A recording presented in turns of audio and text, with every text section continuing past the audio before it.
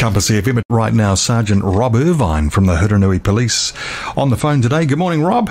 Morning, John. The last couple of times I've spoken to you, not a lot to report on the crime front, but it appears over the last couple of weeks that is now creeping up in the Hurunui.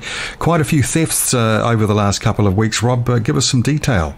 Yeah, we just had noticing a bit of a trend of increase in thefts and burglaries from rural properties, farm sheds and the like, so just a real reminder to lock things away and security up as much as possible.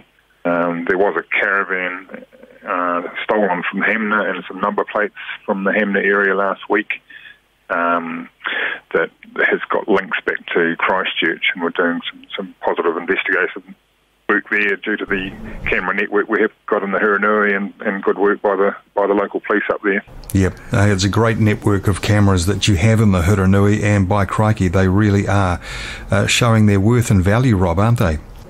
They certainly are, yep. We're growing that network all the time and really appreciate the community input on that system. Yeah, I saw something on the news last night, in fact, about number plate thefts across the country, and this is a growing problem nationally, but as you mentioned, in the Hurunui as well. You can, of course, get these tamper-proof screws for your number plates, fairly inexpensive way of perhaps stopping that happening, Rob. Yeah, it's a great idea, and number plates certainly are one way the bad guys are getting around and trying to fool us false plates or stolen plates on vehicles they're using to commit crimes.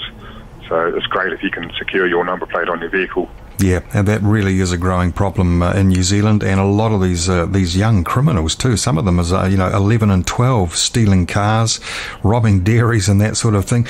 Often it seems to me, Rob, just for the pure entertainment of it. It's a very disturbing trend, isn't it? It is, yeah. They are definitely getting younger. So it's a parenting issue.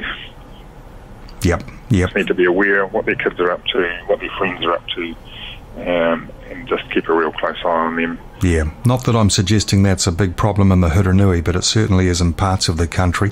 Traffic-wise, Rob, you always like to give us a score on how we're driving in the Hurunui, and of course, as we know, you've got a big road network there, lots of backcountry roads. Just a few tips around driving, and sunstrike, a big problem this time of year, isn't it?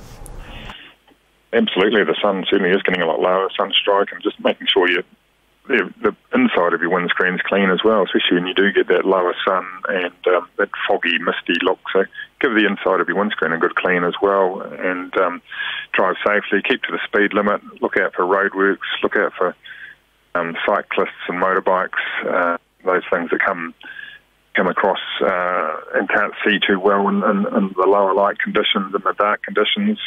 With your lights on, if it's a bit low light conditions, and keep safe.